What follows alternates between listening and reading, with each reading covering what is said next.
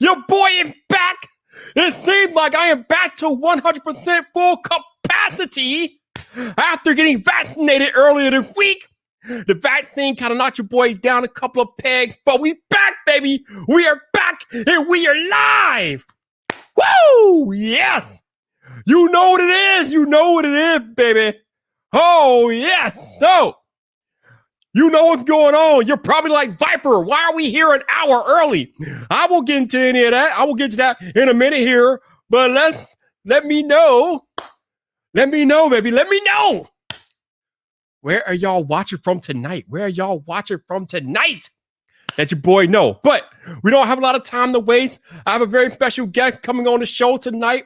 First time ever they have made an appearance on the show. That is why we are going live an hour early, but we got to go to work. So, current time, 5:44 p.m. Central Standard Time, which means you are in the right place.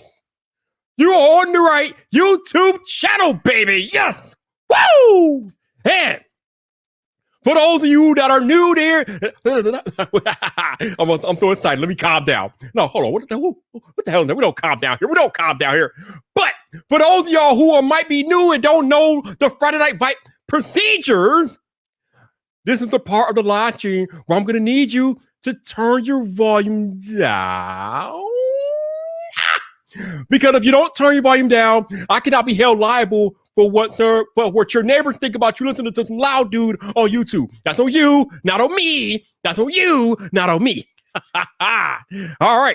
Now that we got the disclaimer out of the way, I can go into the introduction, do the roll call, and see where this beautiful, wonderful Friday evening takes us, baby. Yes.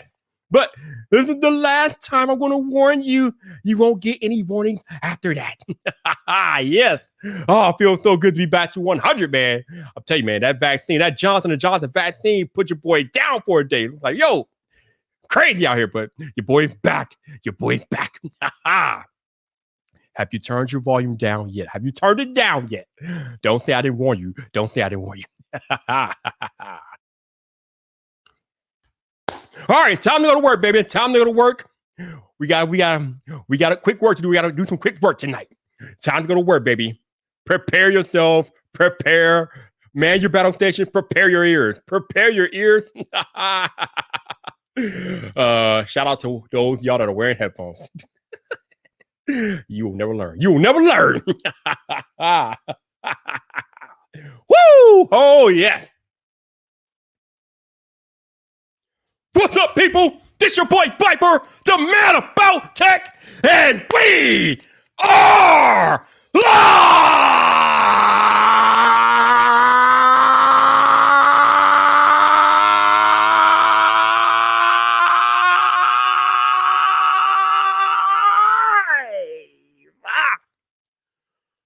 Welcome to Friday Night Fight, baby!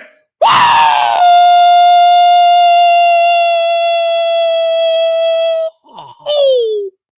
Whoa! Oh, yes! It is that day again! We are back! We are live on YouTube! Oh my goodness! Where did that come from? I don't even know where that came from. Oh, yes! But before I get started with tonight's festivities, let me see who I got in the chat tonight. First on the list, we have iOS Gino. What's up, Gino? How you doing, man? How you doing? We got Jason C in the building. What's up, Jason? How you doing, baby? We got Mike McCash. What's up, Mike? How you doing, baby? Digital Slang is here. What's up, Slang? How you doing, bro? How you doing? My enforcer, Genosis, is in the cut. What's up, Genosis? How you doing, baby? How are you doing? Oh, we got my head of security, standing guard, El Jefe Review. What's up, Jeff? How you doing? We got Ace Rock Tech here. What's up, Ace? How you doing, baby? We got my homie 504. What's up, bro? How you doing, dog? How you doing? And we got no,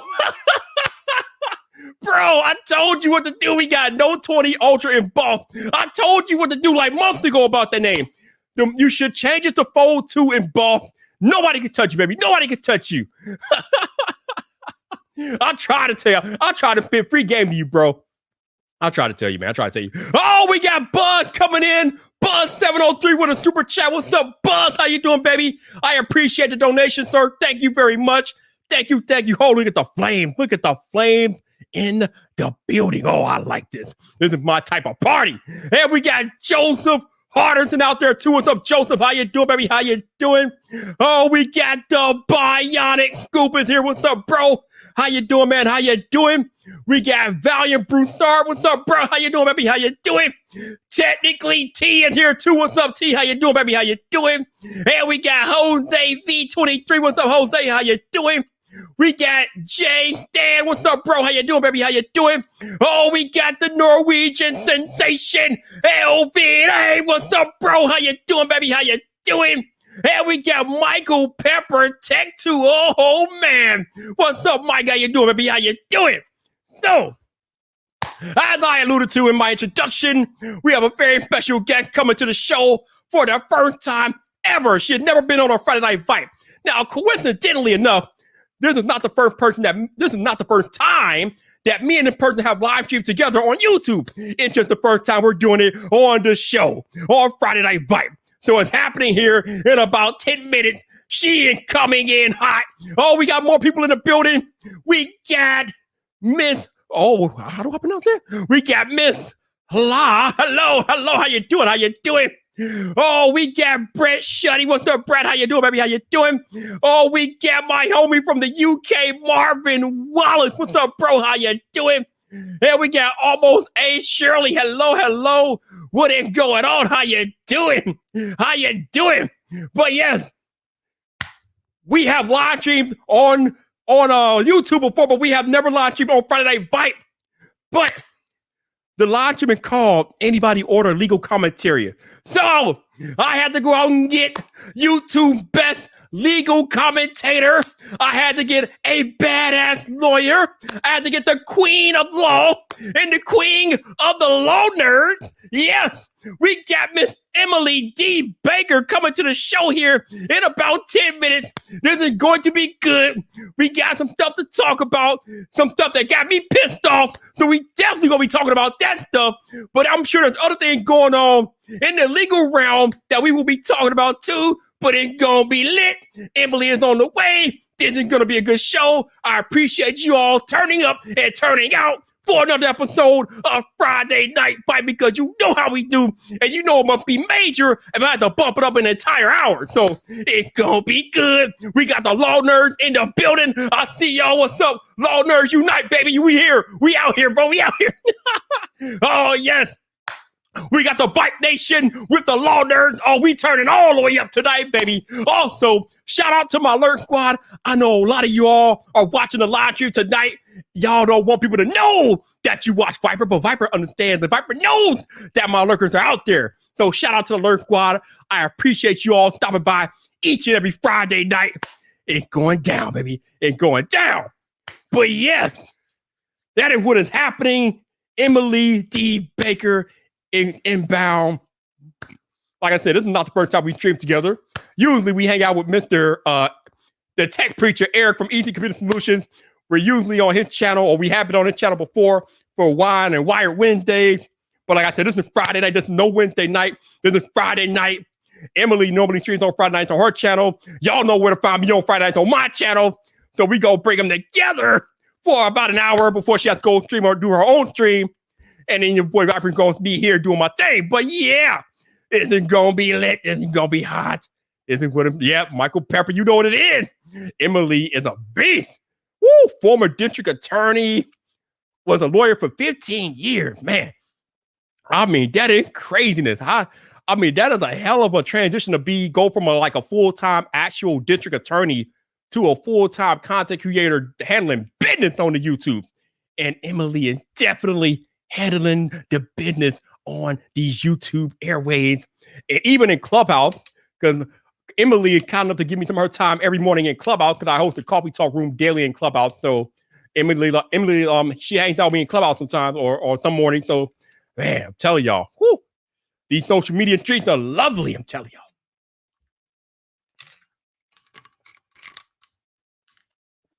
y'all. Yo. Hey, I'm not mad. I'm not mad, Barry. I'm not mad.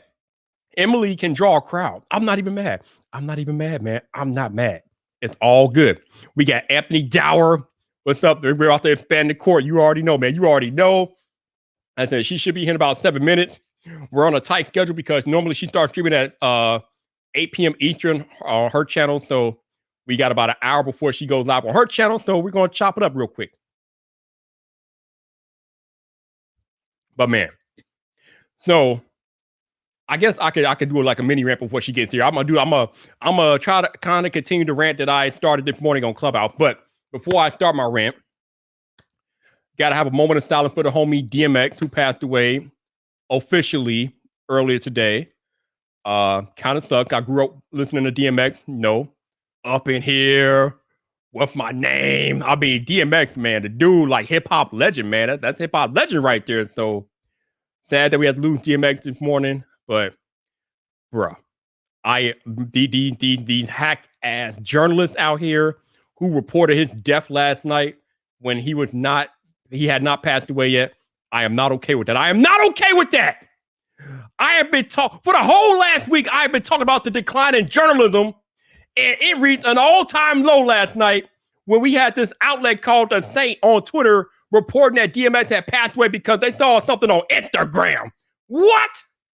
You report somebody's death because of an Instagram post? Are you out of your damn mind? What? Where did journalism go? Where the hell did journalism go? Where is it at? I don't understand this stuff.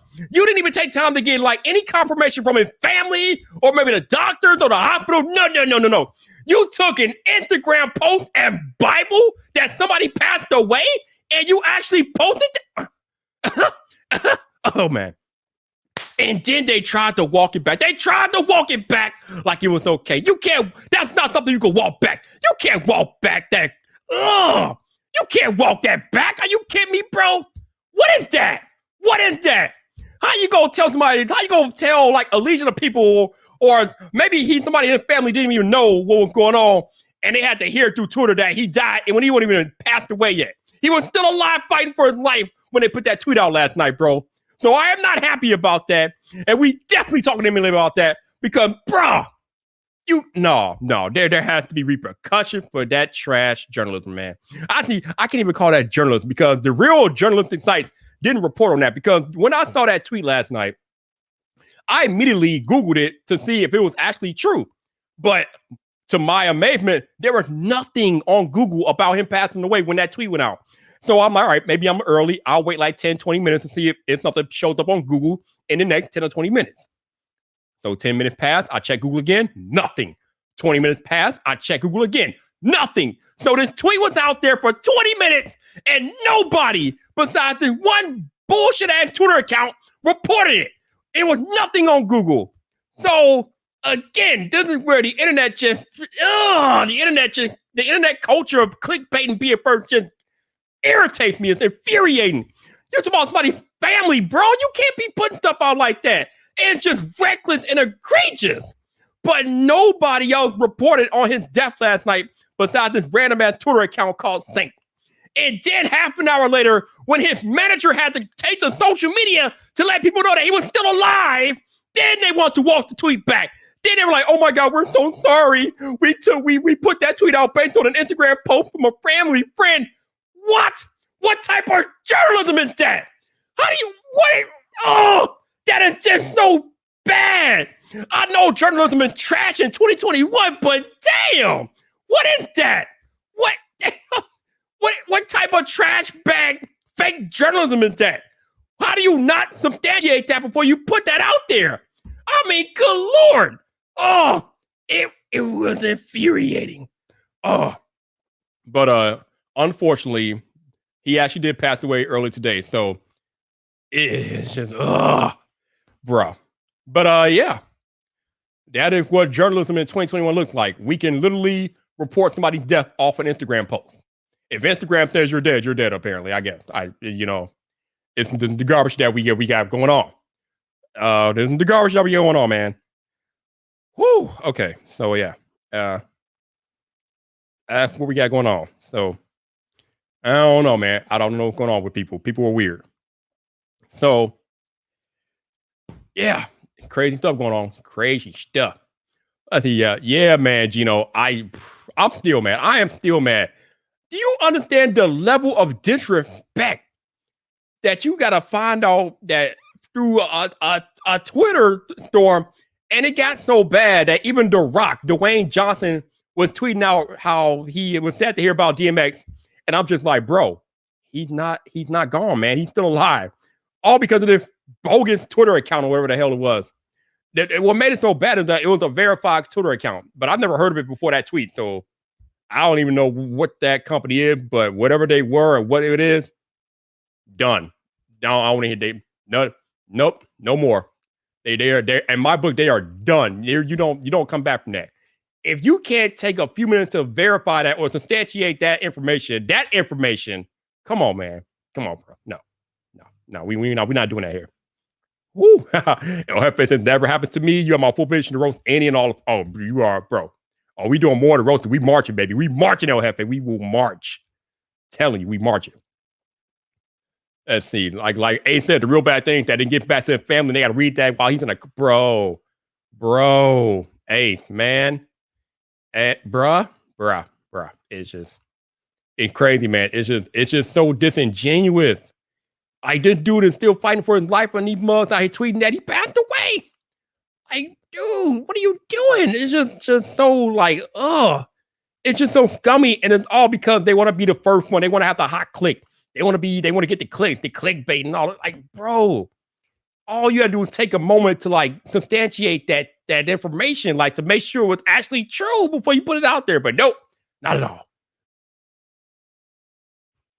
Just absolutely sickening. It was sickening, man. I'm still mad about that. But we lost the good one, man. We lost the good one, though. It's ridiculous.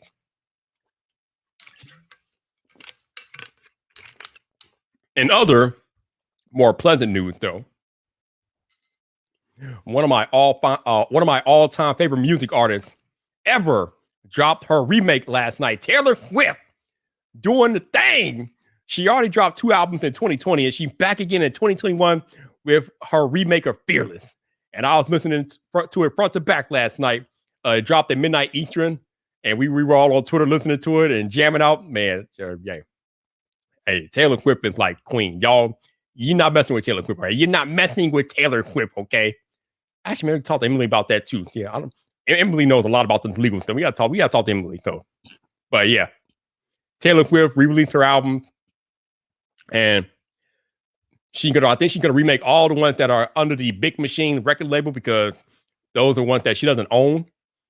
So yeah, it's just that's a whole mess in itself. But Taylor Swift is taking back her power, and she's taking it back fiercely. And it's a beautiful thing to behold and witness that she just takes all the power from them. It was like, whoo, rough. I love it. But how y'all doing? How are y'all doing on this lovely Friday evening? How are y'all doing?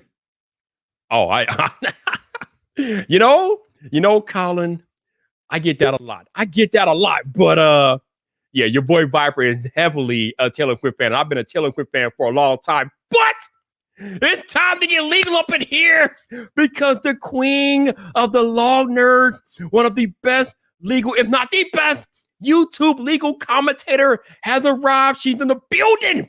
So let's bring in Emily D. Baker. Hello, Emily. How you doing? Hello. I'm so good. It's so good to see you.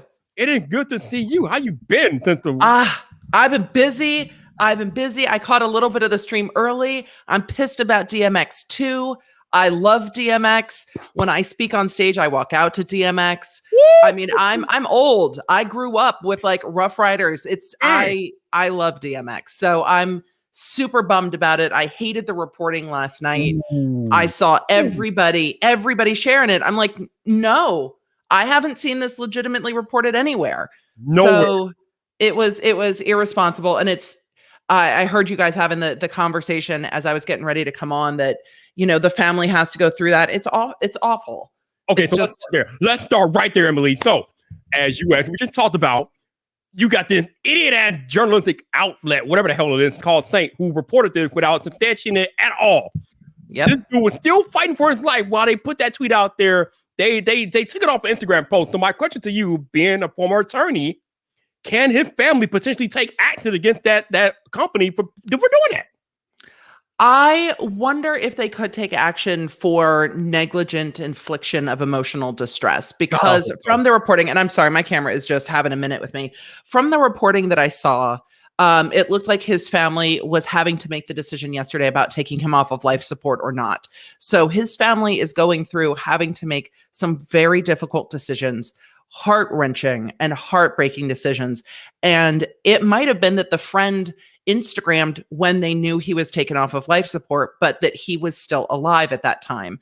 And so to, a family that's having to wait and deal with what happens when you take somebody off of life support and be there with them in their last moments of the life, then having to worry about the media circus when he is still alive is just, it's awful. So Saint is actually the Twitter account that broke the Satan shoes news. They seem to be a sneaker Twitter account, and they broke the story that Mischief was doing that collab with Lil Nas X. So the only reason I'm familiar with that Twitter account is because they were in the Nike lawsuit, because they were the one that tweeted out that the collab was coming. So I didn't like it. And I saw a lot of the commentary community on YouTube, RIP DMX. I'm like, y'all need to chill. Like, there has been no statement from the family. I hate this. This happened with Kobe Bryant too, that there was news reports before his family had gotten to tell all of their extended family. The rush to announce that somebody's dead is one of the biggest rush to the bottoms in our society. And it's just, the respect for life becoming a news story is something that we're seeing play out across the Britney Spears conservatorship and the way that celebrities treated. But it feels like a rush to the bottom with no respect for humanity, really. Like, if he passes, it's going to still be there, and it's going to be hard for his family and then hard for the fans. This back and forth was just awful. So I'm mad about it too, but I would think negligent infliction of emotional distress would be the thing. I don't know if they'd want to go through that, really, because that's a whole nother level of having to deal with trauma and having to go through the legal process. And that's expensive and time consuming. And it doesn't really bring anything back. Yeah, but still, I mean, that company cannot be just left alone to be able to do that in life. I don't know if it's a company. I don't know who runs that Twitter account. I don't know if that's a company, but wherever they are, they need to be reprimanded for that. But can you do me a favor real quick? Can you show me your shirt? Can you show them your shirt? We just jumped into all of the things. This is my facts, not fuckery shirt. Let me put it on the large. Let me put it on the large screen, y'all. Bam! That's what I need for my journalism in 2021. I need facts, not fuckery in 2021 journalism. That's what I need. I don't need people reporting for it when they're not dead. I need facts in my journalism. But we have seen a lost that in 2021. But I digress. Viper, send it to me. I'm coming out with a black on black hat that says just facts, and I will send you one. Just DM me where I can send it. I'll send you one. Oh, you are too kind. You are too kind. I appreciate you. We'll get you hooked up. I appreciate you too. It's good to see everybody in the chat. Hello, chat. What's good? I know you were just talking about Tay-Tay as I came in. I didn't even introduce. We just jumped right into talking. Yeah, this is what we do. We'll get to that. Oh, yeah. Like I said, I told y'all, me and Emily chat almost every morning. It's pretty awesome. We do. We have our morning chats. Chats and coffee and all the things. Before we get into Telescript, though, let's talk about you a little bit. Because the last time I lied to you with you, your life was not what it is right now. We were, I think maybe like 2 or 3 years ago, we were on the Easy Computer Solution channel, the Wire Wednesday with the tech preacher, hanging out with them. But ever since then, you have completely blown out of the stratosphere on YouTube. You're at 94,000 subscribers. So what the hell happened in the past 2 years that you just blew up? What happened? I mean, right? What happened? So a lot has happened, but in the YouTube space, I started a podcast about 1.5 years ago. We hit 200,000 downloads on the podcast today. I'm still blown away by it. So started the podcast about 1.5 years ago and really dialed into the commentary space, bringing, the facts behind the news stories with the law. Because I saw a lot of confusion. I saw a lot of outrage and upset with some of the big news stories that were happening, and people going, I don't understand why the law is doing this, why the law is allowing for this. It felt like For a lot of people, it feels like the law is unfair, that it's not equal, or that they don't understand. And a lot of that's the news reporting because they don't understand. So they don't give you all of the information you need about the laws underlying the stories that govern our lives. And then I was starting to shift my YouTube channel because I had just been doing tech. That's why I was on Wired Wednesday, and I had been doing some lifestyle stuff. But Kanye West, God love him, went ahead and leaked all of his recording label contracts onto Twitter and then like peed on his Grammy. And I was at a conference with friends and I was losing my mind. And everyone that was there was like, I don't understand why this is a big deal. And my friend Warren, who you'll see around the internet as Octonation, was like, you need to just talk about it on the internet with your people. Like the people here aren't as fired up as you are. And I'm like, I'm fired up about this. This is wild. This is like once in a lifetime. We never get to see it. These contracts cost hundreds of thousands of dollars to write. We never see them. Like you never get to pull back the curtain on what a recording industry contract looks like for an artist like Kanye West ever. So I was flipping out. I did an Instagram live and he's like, put it on YouTube. I'm like, we don't put Instagram lives on YouTube. Are you kidding me? There's no speaker. There's no microphone. There's no lighting. There's no backdrop. And then he took my phone and put it on YouTube and it started to grow. And I was like, oh, maybe my audience would like what I do on the podcast on YouTube.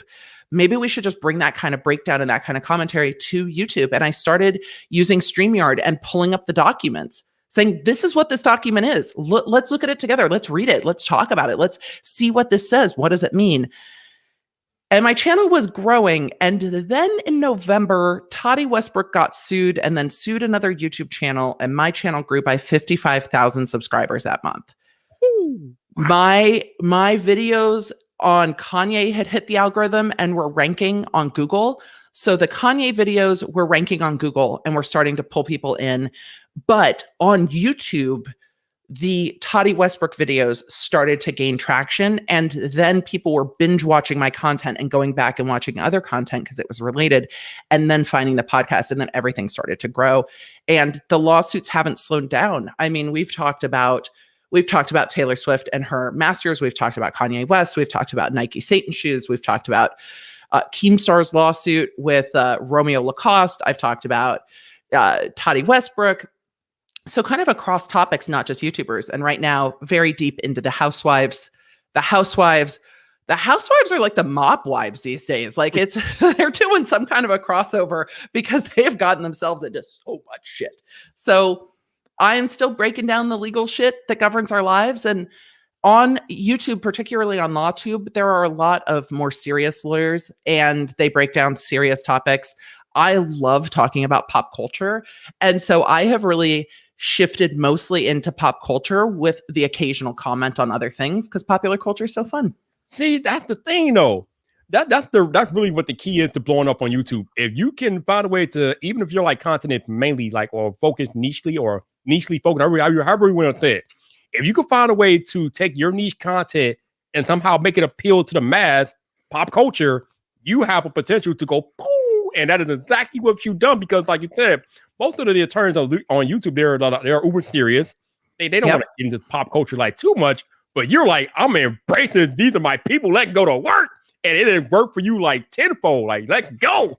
I'm not going to lie to you. When I was a district attorney, so I was a deputy district attorney in the county of Los Angeles for over 10 years. I've done a fair bit of trials across all different types of crimes. And I would look for jurors, no shit, but I would look for jurors that were coming in carrying like a People magazine or an Us Weekly. Like I was looking for people who were going to resonate with me, who would understand my references, and who wouldn't be put off by the fact that I was less formal. I would have judges one particular judge yell at me for not being super formal with the jury. And I had a very similar style, no curse words, but a very similar style in jury trial as I do on my YouTube channel. Because I believe law is a conversation. And if you can bring people into the conversation, they're going to have that conversation back with you. And that keeps people not just in the live streams, but coming back to the channel because there's so many topics with this stuff popping off. And some channels are much more politically leaning. I really want my channel to be, and the Law Nerd community to be, an open and inclusive space. So it is about the facts, not the fuckery. So we get into some of the political stuff when there's legal stuff that needs to be broken down, but I take a no judgment approach, and that's not always easy in the chat because people definitely have their their sides on that. But I try to pick topics where people aren't entrenched in a side so that they can actually learn about the law. Like most people don't really care if Nike wins their lawsuit against Mischief. Right. But they get to learn about trademark rights and where the boundaries of First Amendment speech are, and religious iconography and culture and collaborations, without feeling personally attacked because they're on one side or on the other. And that's been great. Absolutely. So firstly, I want to apologize to y'all because there's going to be some mild language. It can't be helped tonight. It's just one of those tonight. So I apologize for those who don't like the language. It is okay. Who doesn't like the language? Who? You already know, Emily. You know better. There's a lot of you that don't like the language. I do. I hear it all the time. It's all good. I see the comments. I'm like, if you're going to come on my channel where the keyword is this, Really? and you don't like the language, for me, I'm like, it's okay. I will tone it down on the other channels, but I'm always so confused when people come on my channel and leave a comment like, well, I mean, I've never heard a lawyer curse like that. I'm like, I'm not standing in court. We're on YouTube. So this is going to sound strange, but me and you are kind of similar in that way. Like we try to take things that are mundane and typically boring and make them more fun and appealing for the mass people. Because that's what I try to do with tech content. And tech is boring. As you know, you used to do tech content. It's boring. So I try to make it fun and present it in a way that's fun and that might appeal to the mainstream people. And that's why people rock with me, because I don't do tech in a boring way. And you're the same way with law and legal things. Yep. You present it in a fun way. You make it more appealing to the mass, the average person, because you find a way to take the things that are being discussed and make them appeal to people that might not otherwise care about it. So it's an art form, and you are winning. Oh, thank you. I really do try to bring the conversation around legal so that people can understand it, because people want to understand. Mm-hmm. But law often gets veiled in ego and bullshit, and a lot of lawyers don't even realize they do this. And I'm not talking about LawTube. I'm just talking about lawyers in general. Don't realize that they talk down to people when they're talking about their expertise. Right. And that comes out of lawyers. The way that lawyers try to one-up one another in conversation and in negotiation spills over into the way they talk to people about law. So not all lawyers are good ambassadors for legal understanding. And we don't do that over on my channel. So I'm sure there are lawyers that look at my content and are like, is she even a lawyer anyway? And it's like, come step to my 15 years of experience. We are doing law for the people. Come, bring it. Bring it. I love it. Woo! Emily is my spirit animal, y'all. I'm just saying. And Viper, you're mine. You got the glasses. You're cooler than I am, for sure. Yo, shout out to my man 504 for the 504 super chat. Right on target, man. Appreciate you, bro. Thank you. Thank you. All right, so let's get into Taylor Swift. So I need you to explain in legal terms why she's remaking all of her old albums. Her recording contract had a right to re-record in it. Not all artists have that right within their contracts. So when she got screwed over by Scooter Braun, I felt personally attacked by Scooter Braun as well. I am a Taylor Swift fan. I like the way that she stood up to Apple for all artists. I like the way that in her new contract, she talked about streaming rights with the label, not just for her, but for all the artists on her label. She really does try to use her voice for all artists and not just for her own benefit. So I dig it. She also, also shake it off. But her original contracts had a right to re-record after a period of time had lapsed. And we are now outside of that period of time. So she has the right to re-record the music because she is a singer-songwriter. So she wrote the lyrics. So she always retained some rights because she owns the copyrights. She didn't own all the rights to the melodies and stuff, but she has been able to get those rights and re-record. Okay, so that's another question. So you just said that she didn't own the right to all the melodies and things like that. But if after listening to the remake of Fearless, it sounds like the same song, only remade. So how can she do that if she doesn't own the rights to the melodies? She has been able to license those rights. And I'm sure that there is payment going to the rights holders for the melodies. But because she had the right to re-record, they can't block her from doing that. So then it becomes where the money is going and how the money is being is being shifted around to the rights holders for the music rights. And she now has the recording rights. So the old masters, they own the rights to the old masters. The melodies, the music, the performance, but they never owned the rights to the lyrics. So she always had some power in her contracts because she wrote her music. Other artists don't have the same power when somebody else writes the music and they're just performers, which we saw, in the early 2000s with all the boy bands and Britney and Christina. A lot of them did not write their own music. So they just showed up and performed, but they end up with very little rights to their own music because they don't write them. Now, a lot of the commentary behind what's happening with Taylor Swift right now is that they consider president like a crazy president for the music industry because it could empower more artists in the future. So talk about how what she's doing now can empower future artists as far as taking back ownership or taking ownership of their music.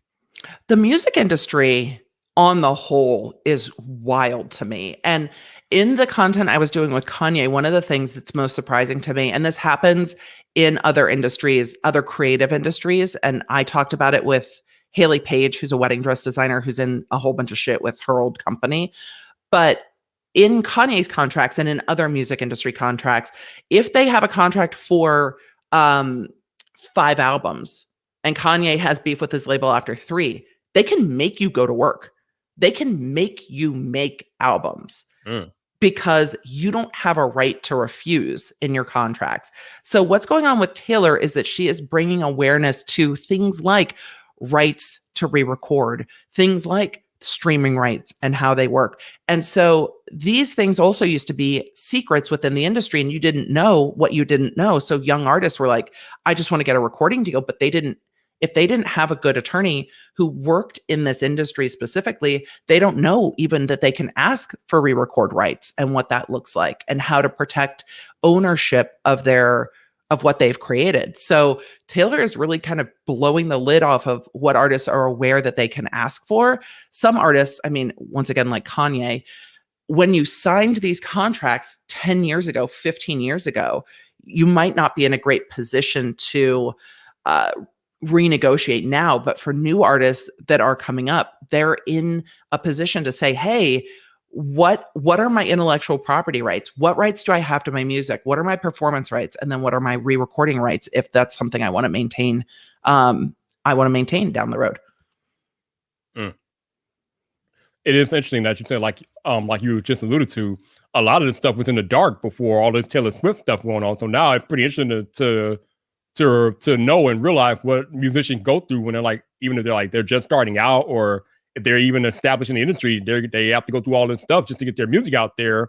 And they can't all be Taylor Swift though. They don't all have the power to take back their music like she does. So they don't. It's interesting. And the labels, the music industry, the labels are essentially gambling, right? With money. They're putting money into this artist, that artist, this other artist, and hoping that one will hit. And then the one that hits, they're using the revenue generated from that artist to try to bring in other artists. And it's starting to shift. Streaming rights have changed it. MySpace disrupted the music industry and TikTok is disrupting the music industry because if artists can get something to hit on TikTok, they can start getting discovered that way and they could start charting through streaming plays without even bothering with the radio anymore. It used to be you needed a label to go to the radio stations we're not even going to talk about payola, but go to the radio stations and say, we need these artists played. This is what's coming up.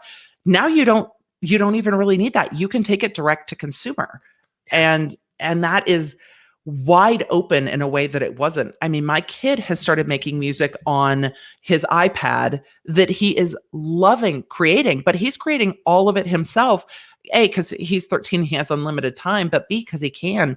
And artists have so much more access to tools, to music. You can get in GarageBand and play the drums or a guitar and record lyrics and record multiple tracks. And it's free if you buy an iPad. So people can get started now in a different way. And so the awareness of the contracts plus the ease of getting into the market, I think is really powerful for upcoming artists. I love it. The internet had completely changed the way that we live life and how technology works and just the opportunity that we have. Like me and you having a conversation right now probably wouldn't happen 20 years ago. But since we are in 2021 and we live in such a time where we have YouTube and the power to communicate with anyone, anywhere, in real time, it's just a different world that we live in. And with us being able to do this, this creates a lot of opportunities that previously did not exist for people that want to be their own boss, be an entrepreneur, or just be their own creative and have a chance to have their message or their creativity heard and seen any and everywhere, however they want, because of the internet. It's crazy. It's amazing. It's amazing. And it really has, I mean, for all of the negative sides of the internet, of social media, and there are negative sides and we see them. Yeah. There's also so much good. And so, with having kids, people are like, how do you navigate this with your kids? I'm like, I feel like it's my job to teach them how to understand what's happening on the internet, how to not fall for like, click here and get this, and not fall for, the in-app purchases, and understand who they're communicating with, but also understand how to use such a powerful resource to connect with people all over the world, to have access to learn from people all over the world.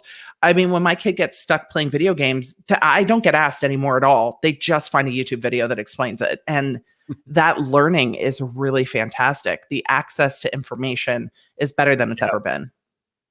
And it really makes me wonder, like college, like is there still a youth in 2021 for the traditional college curriculum and system the way it's set up? I went to college. I have a 4-year degree. I don't regret it. But at the same time, here I am in 2021, not using practically any of my degree that I have. And I'm just like, would I take the same route today that I took 20 years ago to get my degree? Yeah, I wouldn't. I don't know. I don't know. Yeah. I wouldn't. I mean, I wouldn't, because there's certain things that you're going to have to go and get a traditional degree for. Absolutely. I would like my orthopedic surgeon to have gone to a lot of school. Please do that. Lawyers, accountants, engineers, there are always going to be specialty fields. But I also think the pressure in America for kids to know that at 18 is ridiculous. Yeah. Let them go work. Let them work for a few years and figure out what they want to do and then go back to school. I think that this access to information allows people to start making money young. My kid has started helping edit videos. And I'm like, look, if you are a little bit faster, I've got friends who could use some help with simple editing for sure. I mean, Tech Valor edits most of my videos, but my kid is learning to edit videos for social media, and other kids can do that too. Though I do think one of the problems with some of the influencers we've seen getting in trouble on the platform, James Charles, David Dobrik, is that they never had a goddamn job. Like, these are clearly kids who never had a job. Like, they never had to go work at the public. They've never scooped ice cream. They've never worked at a Target, Starbucks, fast food. They've never worked a job. And then they act buck wild when they get money. Look, I worked all kinds of crappy jobs. And you learn boundaries when you have other people being your boss. And that's not being learned with the kind of internet celebrity. And I was like, no, you have to go work. You can't just be a famous influencer at 16. You need to get a job. Go scoop ice cream, at least in the summer. So I'm a big fan of work. I'm not necessarily a big fan of traditional 4-year university. Right. No, I completely agree with you. You gotta get out there in the world and see how the world works. And you really can't do that. Like you said, being an influencer on the internet, most of the stuff that you see online isn't even real. Like people, we put our best version of ourselves forward online, and anytime. Not always, man. Look at these eyes. Like, stop it. I mean, stop it. So when you go to like these famous Instagram influencers account, you see all these glitzy pictures and things like that. That's not real. Like most of those are touched up or staged in such a way that it's supposed to look that way. But are we trying to intentionally talk about Khloe Kardashian right now? Because I feel like we're intentionally talking about Khloe Kardashian right now. Did you see this go down this week, Viper? I don't keep up with that stuff, so no. Perfect. Don't keep up with it. Here's the tea. Okay. Khloe highly edits her photos. A assistant released a photo on the internet of her that she did not approve of, that was not retouched, that was not photoshopped. Beautiful photo. Khloe looked great. Beautiful photo. Her lawyers scoured the internet with takedowns to have this photo taken down off of every platform you could find. And they went channel to channel with takedown notices, copyright strikes, all the things to get this photo removed off of the internet. And then Khloe ended up putting a statement saying, I have the right to control my image. But if people didn't think the internet was fake, you don't have to look any further than this week where you've got the Kardashians have long worked with particular paparazzi who will edit their photos and give them approval before they're released, which is why you tend to not see unflattering angles leaked. We all have unflattering angles. There is a reason my camera is up there and not right here, because we need to look, we all have better angles. But she and her lawyers scoured the internet to get that taken down. And that is the world that we are living in right now. That is brand protection. Ooh, that's some serious brand protection for real. Mm-hmm. Oh, my goodness.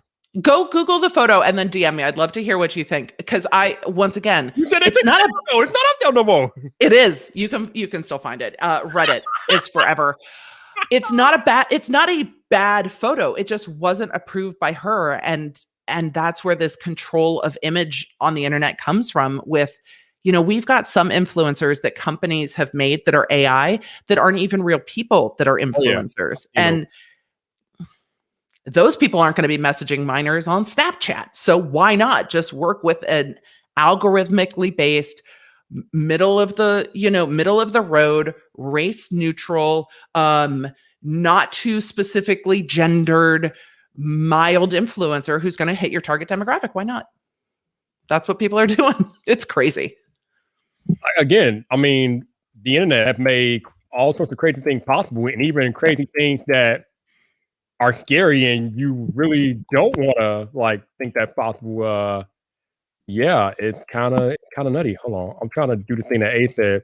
Apparently, if you type in HKH in Google, you get literally that photo. Oh, this is funny. The unedited bikini photo, and again, she looks beautiful. She's mad she didn't have control over it, and I understand that. Yeah, it's just that is crazy. The internet's forever. I wouldn't put it up on your channel though. I would Google it and take a look, but I wouldn't put it up. Oh man, yeah, that is nothing. What is that? Is nothing. My goodness. Right. Yeah. Right. Right. So it's very interesting that you just brought up without knowing that happened this week too, that the lawyers were dispatched to get back a photo. but also low key, everyone knows that the reason that the Kardashians kind of got onto the map is through a leaked sex tape. That was the Paris Hilton brand to fame. You leak a sex tape, you become infamous, then you become a social media influencer. This was the, OnlyFans has done away with this as a way to become a celebrity, but this was the way that it was done. So I'm like, we've gone from a family that leaked a sex tape, and most think her mother did. Those are allegations. We don't know if that's true, but most think Kris Jenner strategically placed the Kim Kardashian Ray J sex tape to put the family on the map, to now taking down a bikini photo because it's not photoshopped. And again, she looks banging in it. So it's just, it's just, the internet is wild. Yeah. The internet is wild. It's wild. Yep. Okay, let's talk about something that's a little bit more down to earth that affects pretty much all of us content creators. Not the Kardashians. Not the Kardashians. Not at all. So as you know, there's this ongoing battle with content creators on YouTube and other social media platforms about fair use. Yep. So talk about how you understand fair use. Like if there's an Apple, well, obviously I know what's going to happen, but if there's an Apple keynote and I want to use a video clip from the keynote, it's not happening because Apple will take that down immediately, faster than I can even put it up there. But what is actually legal, as you understand it, being a former attorney, about fair use and what we can and can't do as far as the content that we use on YouTube? So still a licensed attorney, but fair use is allowed, just like it's allowed in news reporting. So if you see the news playing a clip of the Apple keynote, you can play a clip of the Apple keynote. You can't rebroadcast it. Mm-hmm. The problem is the way that YouTube's algorithm works is that they will flag it and ding it, and then you have to fight it. And you can fight it and have it go up. But if you're trying to get the video up quickly after the keynote, you don't have time to mess with the fact that it might get dinged saying, hey, this is somebody else's copyrighted information. And you don't want to have to fight the flag to say, no, this is fair use, and have somebody review it.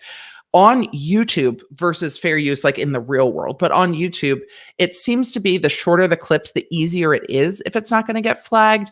There are particular creators who will flag everything and won't, and others who don't flag as much. But YouTube's terms of use, if you wrongly flag something that's fair use, your channel can also get in trouble for flagging something that is clearly within the bounds of fair use, which is using something for transformative purposes, educational purposes. It's a matter of public interest and it's a reporting. So reporting on things is totally fine. Using here's a 15-second, 30-second clip of Tim Cook talking about this, and here's me talking about it. And then here's another clip, and here's me talking about it. That is fair use. You can do that.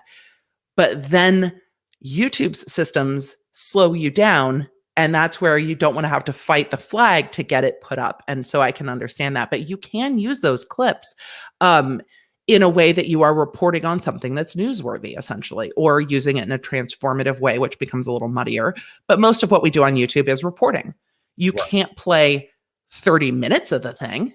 That's not fair use. You're not commenting on it. But if it's 30 minutes over a 2-hour video where you're clipping in parts of it, you can absolutely do that. And we see that in the commentary community. But they're not streaming stuff that's embedded with copyright the way Apple is. Like Apple's stuff is streaming and it's embedded. So the algorithm knows this belongs to Apple. So this belongs to someone else, the same way they know music belongs to someone else. Different than creators, like an apology video that's going up isn't embedded the same way in the system, from my understanding. So I'm gonna get to that in a minute here, but so that's the weird thing that I'm glad you mentioned music, because I did the last time, I think it was like 2 years ago, when I did a reaction to an Apple keynote, and I think I tried to like live stream the keynote, and I had like a little square of the keynote going on with a bigger square of me like doing the live reaction, and it wasn't really Apple that got me claimed. It was some music that I was playing in the background that got me claimed. So it's not even Apple, it's whoever the music. The music, the music, it will get you first, which is wild. But yeah. Music will absolutely get you first. And for Apple to use that music in their keynotes, they've gotten licenses and releases to play it. But then if you rebroadcast that with the music in it, you don't have permission to do that. Right. Some of the labels will ask for a fee split, like, hey, you can keep this video up, but the money from this video is going to go to the rights holder for the song or for the music. And some will just be like, no, you can't do it at all. So when you see channels that react to music, like Twins, The New Trend, great creators, they react to songs.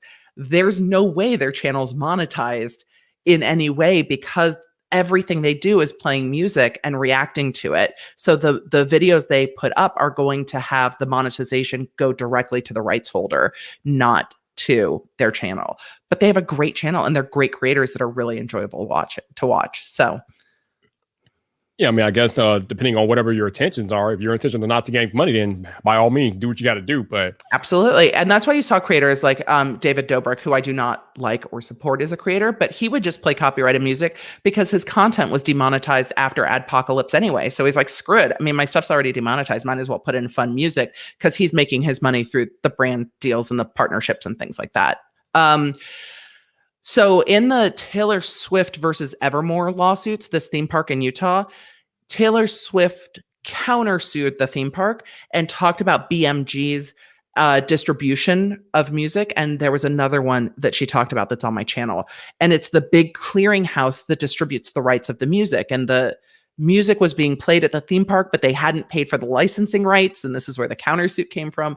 And it's interesting to see these big conglomerate companies that all they do is do the licensing rights for various labels. And that is what they do. They are a music clearinghouse. And that's who's behind the scenes, making sure that all those things are embedded with the right copyrights. It's big money. Yeah, that's why lawyers are involved, because when there's money to be made or money to be taken from somebody, lawyers are always up in and doing what they got to do to get their flights. And then lawyers make a lot of money doing stuff like that. Lawyers, there was just a article about some of the top paid executives. I forget the company. And like 3 of the top paid executives were all lawyers. Shocking. For the company. I mean, look, there you have to have a lawyer to do the shit that you do. But anybody who is a mainstream content creator has to have a lawyer these days. I mean, you have to. Yep. I've started getting to connect with some of those lawyers behind the scenes. It's been very interesting because now I have creators reaching out to me saying, "Do you do this kind of work?" I'm like, "No, I'm a creator. I will help put you with the person that you need to talk to, but I don't want to talk to other lawyers all the time. I'll talk to other lawyers that are creators, but I don't want to call up a lawyer and be like, "Your client's a dick. This is what needs to happen." And then I hate those conversations. I don't want to do it I got anymore. an interesting question for you. Sure. Since you are becoming kind of growing on YouTube and becoming a larger mainstream YouTube creator, are you going to be your own lawyer, or are you going to handle that?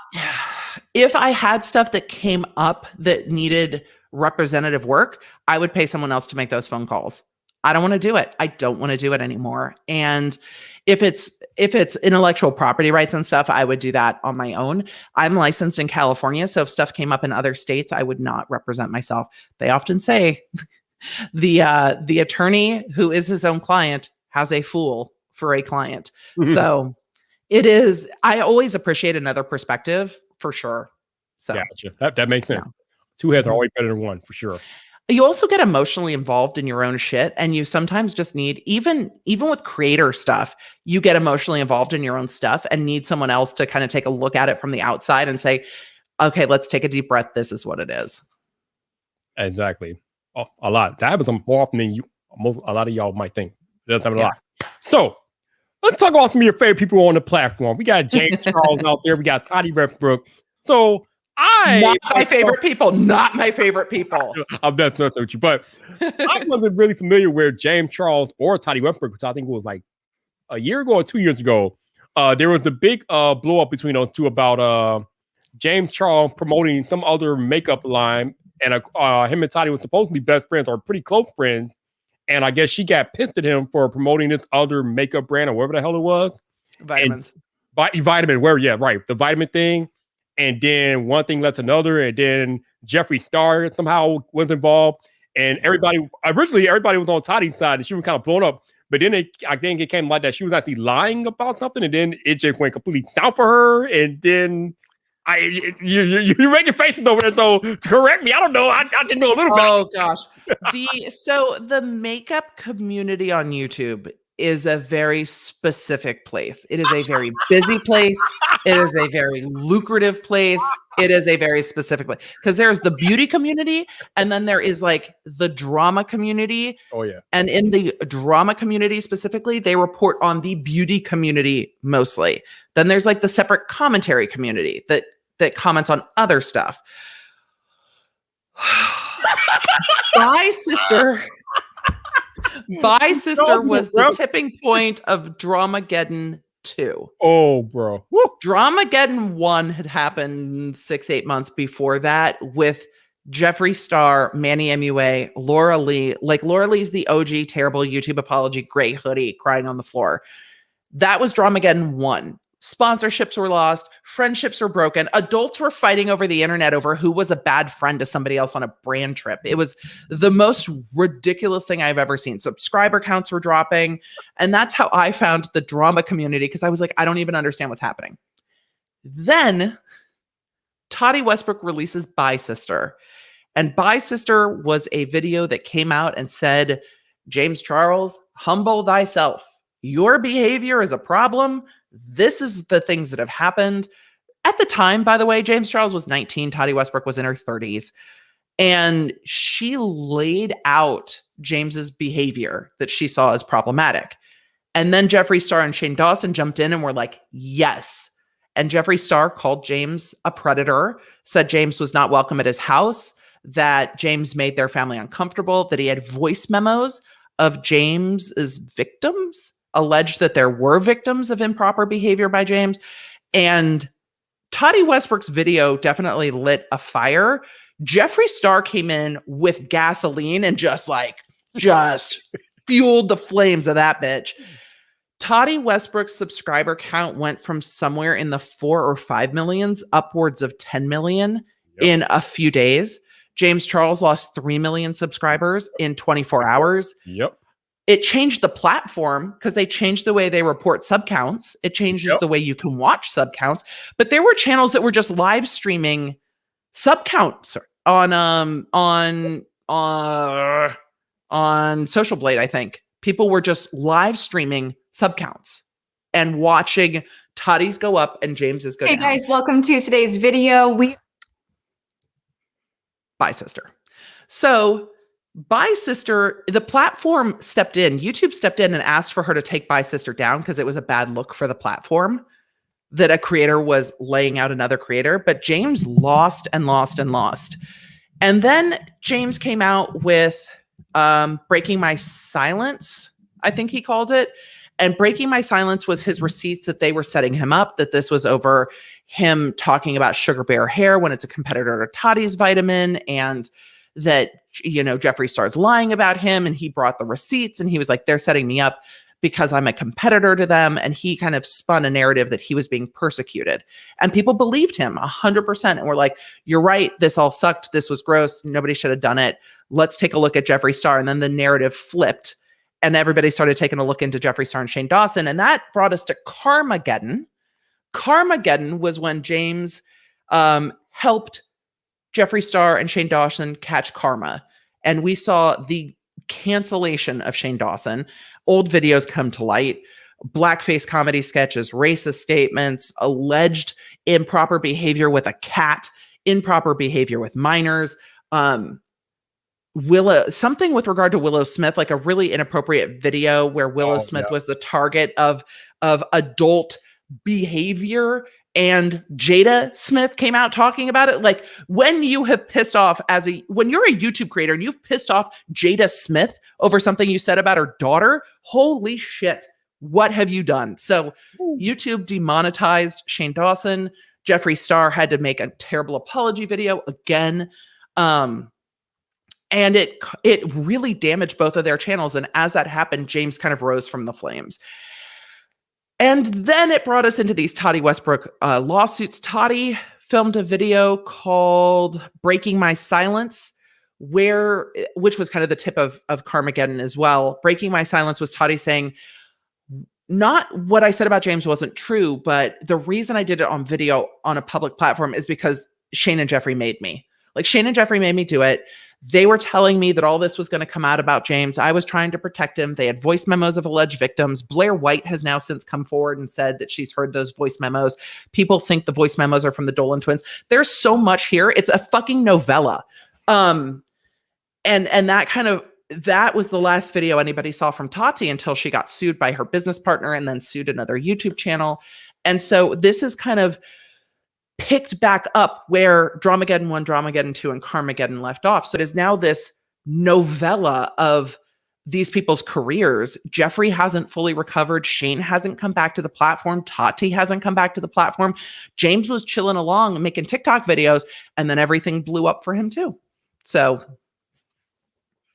welcome to YouTube.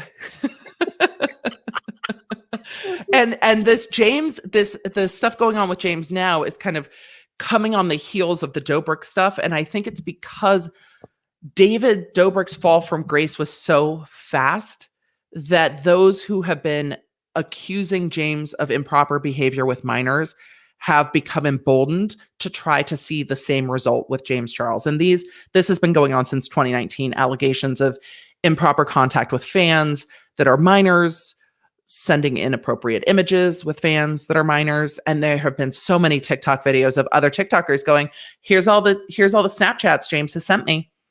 And it's just, it's blown up. So the commentary community has been very busy keeping on top of all the cancellations. And you have been very busy covering all the legal ish of it all. I try not to get into the drama so much unless there's information that I can provide. Because I see people saying, why isn't James Charles in prison? I'm like, y'all need to take a breath. Like, let's talk about what the actual laws are and what the process is. That's like, people don't just go to your house because somebody said something on Snapchat and arrest you and put you in prison. Like, that's not how that works. Let's understand the process.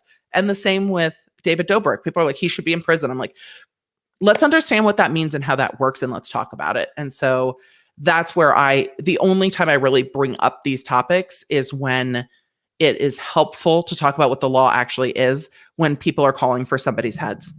Okay, so I know we got to get you out of here, but... No worries. We do. But I think I think it was a year and a half ago or 2 years ago, Keemstar did a story on Drama Alert about a guy. I forget. I think his name's Ray something. I forget. I don't know his name. Are you talking about Romeo Lacoste?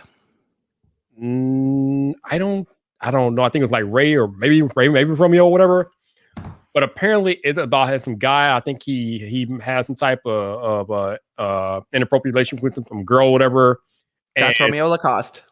okay, and yeah, somehow Keemstar got the LA police involved, and the guy ended up getting arrested and all that jazz. So I think that's the same one as the Romeo. Keem has done that on a couple. Romeo came on to Keem's show and admitted to some of the stuff, and then sued Keem to get it taken down, and Keem won that lawsuit. There's been some wild stuff. people but can just yes, stop doing Keemstar. Keemstar is not the one you want to go after. I'm just saying, like that man. he does not play. But he also has the ear of a lot of really big content creators. I don't like everything Keemstar does at all, but he has the ear of a lot of big content creators. And he, as a content creator, Keemstar is 100% who he is. Who he is on Twitter is who he is on video and seems to be who he is when he interacts with people. You are going to know where he stands and how he feels. Some people are going to think that's the worst. Some people are going to think it's amazing. A lot of it can be controversial. Keem does not stay in the middle lane with stuff. He is 100% who he is. And that's not for everybody, but I can appreciate it because he is who he is. Yeah, all you can ask for. I respect the hell out of him as a content creator because he does his research, and as we talked about for this last hour, research and kind of big would be as far as people doing their proper research before they put information out there into the ether. So Keemstar definitely working. So I respect him for that. If you don't, yeah. He also makes it really clear when he has personal beef, which I appreciate. I don't always agree with him, but I appreciate that he's like, no, I have beef with this person for this reason. Like, I don't like this person at all. I don't like what they're doing. I don't like how they're doing it, but he's very clear with what his facts are. And he knows his own fuckery, right? And he'll tell you, I don't like this person. I hate what they're doing. Look at them, call them out, cancel them. He makes it very clear where he stands on stuff. And really, you've got to understand that if you're engaging with his content, that's who he is. And I have no problem with somebody being upfront about that at all. I mean, the worst are the people where you don't know how they operate or what lane they're operating in because they're trying to be all sneaky and stab you in the back. Like, you know, at least with Keemstar, you know where he's coming from. You don't have to know, you don't have to guess with Keemstar. He is coming at you and he's coming at you full force. So yep. He is legit in that way.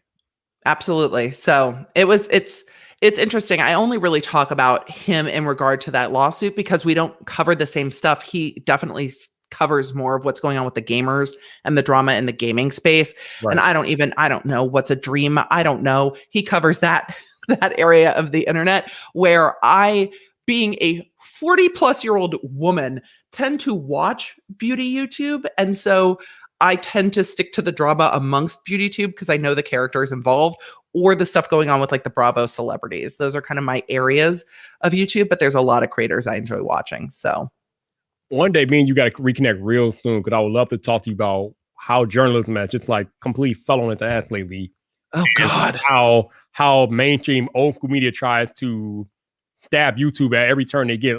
Like every headline, like even if it has nothing to do with YouTube or the platform, if it's a YouTuber, the first thing that comes out of the headline is YouTuber such and such did this or YouTuber such and such did that. I'm like, what does that have to do with anything? That's not a person. Like, I mean, I work in IT. If I committed a crime, you're gonna say IT guy did this. Like, no, you're not gonna do that. But no, if it's a they wouldn't. YouTuber such and such did this today. Oh, it's annoying.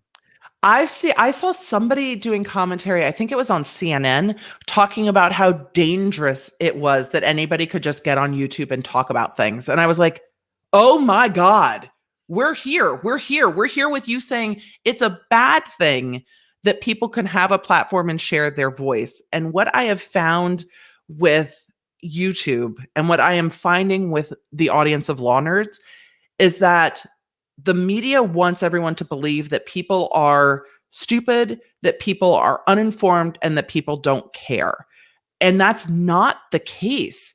People don't know where to go to find alternative opinions or viewpoints or voices that they trust, and they don't know what their options are for other engagement in content. And when they find that, they are able to generally parse facts. The news reports to the lowest common denominator, and the news is just clickbaiting everything. And they want to bring in the sensationalism, and then they're going to turn around and blame YouTubers. I'm like, y'all clickbaiting everything. Everything is clickbait. Everything is clickbait. And it's all sensationalized. And then you have, people like Tucker Carlson, and I don't care what side of the aisle you're on or who you like to watch, his defense in lawsuits is, but it's commentary. And what I say is so outlandish, no one would believe me. So it's not defamation. That's where we're at with the news. The shit I say so wild, no one's going to believe me. Oi. So yes, I would love to talk about it. I know we get into it during coffee talk in the mornings, but I would love to come back and talk about it. Probably not on a Friday. Right. Definitely. But anyway, on that note, Emily D. Baker, I appreciate Thank you, everybody. I appreciate being here. I will see you around the clubhouse. We will get together live stream soon and talk about all the things. Thank you. Thank you, Vibe Squad, for having me. I appreciate it. No doubt. I will see you later. Have a fun night. Thanks for having me. Bye, guys. No problem. Emily D. Baker, YouTube legal commentator. Appreciate her taking the time to join your boy Viper. I know this was a different type of Friday Night Vibe, but this was a lot of fun. Don't really get to talk all juicy gossip and stuff too much, but y'all know me. I connect with content creators from all different sorts of YouTube, all different areas of YouTube. So you never know what you're going to get here on a Friday night. Mostly I cover tech content, but on this channel, I do anything and everything. So anytime I get a chance to connect with my fellow content creators, no matter what area they're in or from, we're bringing them on Friday night. We are going to bring them to Friday night. So I don't really have much more for you guys tonight, but I just wanted to do some house cleaning here before we head out for the night. The main channel, a couple of things have changed with the main channel. So with my main channel, I moved it over from a personal YouTube account to a YouTube brand account. So with that, a couple of things have changed with the main channel. The URL for the main channel has changed. It used to be, I think it used to be have one Viper at the end of the URL. That is no longer the case. Nothing should have changed as far as whether or not you guys are subscribed to the main channel or not. If you were subscribed before, you should still be subscribed. And if you're not, then if you are interested in me covering Apple stuff, definitely go take a look at the main channel. And that is completely wrong because I can't spell correctly. So the change in the URL for the main channel is that it's no longer one Viper. It's just now Viper. So that was pretty cool. I had a chance to change that URL to actually Viper. And speaking of changes, the channel name is no longer Viper, the Man About Tech. The channel name is just now Viper, as it used to be. I thought I kind of changed the name like over a year ago because I thought it was affecting my growth. Wait a minute, what? Okay, that first URL is wrong, so I can I delete that? I just should be able to retract that, right? Or actually, you know what? I can probably, nope, I can't do anything about that. All right, whatever. But nope, can't do anything about that not from this angle over here, whatever. But yeah, the second URL is the right one. But the main channel is now called Viper, not Viper, the Man About Tech anymore. So if you get a video and you're like, wait a minute, is this the right channel? Yeah, and nothing has changed. The same channel, I just changed the name from Viper, the Man About Tech to Viper now. So it's just Viper. That's it. I changed the name a year ago because I figured like that was one of the reasons why the channel wasn't growing. But now that I know why the channel's not growing, it doesn't really make sense for me to like keep the name the same if it really has nothing to do with it. I kind of figured it didn't have nothing to do with it anyway, but I just made the change so people could be more clear about what I do as far as content go. But if you stay on the channel for like 4 or 5 minutes, you'll know what I do real quick. So channel name is now Viper. It's no longer Viper, the Man About Tech. So just a couple of house cleaning things in order there. Still the same channel. You should still get the videos out. I know I've been a little lacking on the uploads lately, but I did get the Johnson & Johnson vaccine on Tuesday, so it kind of put me down on Wednesday. So I will definitely try to have a video out tomorrow or Sunday on the main channel. But your boy ain't going nowhere. I'm still here doing my thing. This was an amazing night to have Emily on, so I appreciate you guys hanging out for that. And for those of y'all that super chatted, I appreciate you guys super chatting. So thank you for that. One other house cleaning note of order. Tomorrow night, you guys, some of you might be aware that I normally host a Tech Tuber Lounge.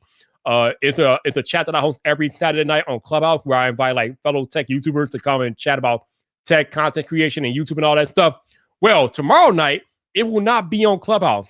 The TechTuber Lounge will actually be hosted on Twitter Spaces. So if you're not on Clubhouse, but you have Twitter, you can definitely come hang out with me, El Jefe Reviews, and Renee Ritchie. We host the chat every Saturday night at 8 p.m. Eastern Standard Time. Tomorrow night, it will be on Twitter Spaces. So as long as you're following me, El Jefe, or Renee Ritchie on Twitter, if you look at the top of the timeline around 8 p.m. Eastern, you should see the little glowing purple-orange circle, and you can join in and listen to the chat and come participate if you want to do that. Now, Angelique, there's no one-time thing. It's not going to be on Twitter Spaces regularly, but I did want to experiment and see how it would be, how the turnout would be if I hosted it for 1 week on Twitter Spaces. So tomorrow night, the TechTuber Lounge will not be on Clubhouse. It will be on Twitter Spaces. It will be on Twitter Spaces only for this week. Next week, we'll be back on Clubhouse like it's supposed to be. But yeah, we are doing a little experimentation tomorrow night. So if you guys, she got jokes. Okay, I see you, Angelique. I see you. I know where you Clubhouse, Angelique. I know where you Clubhouse. But if you guys are not doing anything tomorrow night and you want to come hang out with me, Renee, and Jeff, we will be on Twitter Spaces at 8 p.m. Eastern talking about tech and content creation and YouTube and all the things. So come hang out and we will be there chilling. But I think that will be it for this Friday Night Vibe. Again, thank you guys for rocking out with me. Appreciate you guys showing out each and every Friday night. So much fun tonight. So much fun. Hopefully you guys have an amazing weekend. I will see you again. If I don't see you next Friday, maybe before next Friday, I don't know. If I don't see you on Twitter Spaces, then just follow me on Twitter. You'll see me around. I'll be around. You know how I am. I'm everywhere. I do what I do. But actually, what the hell was that, Viper? What was that? Actually, what I meant to say was, but until the next time, people, this your boy Viper, the man about tech. You know where to find me. So come back for more.